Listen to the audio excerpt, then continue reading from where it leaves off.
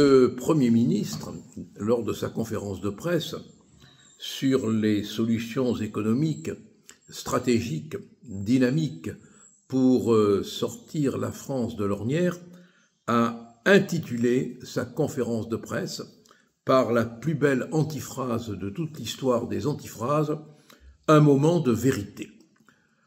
Jamais, je crois, un tel slogan n'a été aussi mensonger. Pendant près d'une heure et demie, le Premier ministre a évoqué les solutions qu'il a trouvées pour réduire le déficit, rétablir l'économie. Des mesurettes, enfin bon, on se rend bien compte qu'il ne va pas au fond du problème, il ne touche pas le fond du problème. Mais je n'ai pas le temps d'aller dans le détail, vu le format qui m'est imparti. Je vous en parlerai plus longuement dans mon émission quelle semaine sur YouTube. Mais il y a quand même un tabou qui est énorme. C'est qu'à aucun moment, Bayrou n'a parlé de la politique d'immigration qui coûte une fortune à l'État. À aucun moment, il n'a parlé de l'aide médicale d'État. À aucun moment, il n'a parlé du coût réel de l'immigration.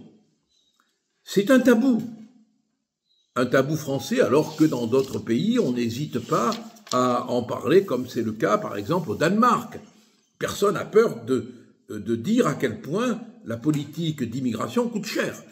Non, rendez-vous compte du poids de ce tabou. Pendant une heure et demie, le Premier ministre a évoqué de son lent débit toutes sortes de solutions, certaines même complètement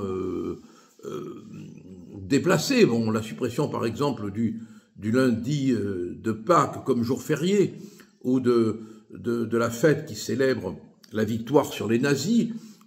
C'est quand même des jours symboliques, quoi. C'est pas l'économie réelle que la suppression de ces jours fériés pourra apporter, c'est la force symbolique des événements. Les symboles, ça compte quand même dans une nation. Bon. Mais à aucun moment, il n'a été question d'évoquer le tabou de l'Ukraine, les fortunes qu'on donne à Zelensky, les fortunes qu'on dépense dans ce pays corrompu. À aucun moment, alors qu'on nous demande de nous priver, alors qu'on nous dit qu'il va y avoir des augmentations de taxes, d'impôts, parce que c'est ça la réalité, à aucun moment on évoque les sommes colossales que Macron, dans sa générosité, distribue à l'Ukraine. Autre tabou, je le disais tout à l'heure, c'est l'immigration. On n'évoque pas le coût formidable de l'immigration. Autre tabou, l'aide médicale d'État. Bayrou n'en a pas parlé. Autre tabou, les fortunes qu'on donne à l'Union européenne et qui nous reviennent d'une manière absolument ridicule. Tous ces tabous ne sont pas évoqués et ça prouve à quel point le moment de vérité a été un moment de mensonge. Si l'on avait voulu vraiment, dans un pays où on bat le record d'impôts, dans un pays où on est le plus endetté du monde, dans un pays où les services publics ne rendent plus de services, on devrait affronter les questions sans les éluder. L'Ukraine, plus d'argent. On n'a pas d'argent pour nous. Il n'y a pas de raison qu'on en ait pour les autres. Le coût colossal de l'immigration, on n'a pas d'argent pour nous. Pas de raison qu'on en ait pour l'immigration. L'Europe, on n'a pas d'argent pour nous. Pourquoi doter l'Europe du budget qu'elle réclame régulièrement?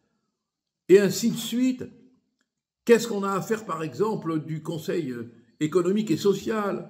Qu'est-ce qu'on a à faire de l'ARCOM? Qu'est-ce qu'on a à faire, excusez-moi, du Sénat? Qu'est-ce qu'on a à faire de toutes ces institutions qui ne servent pas à grand-chose?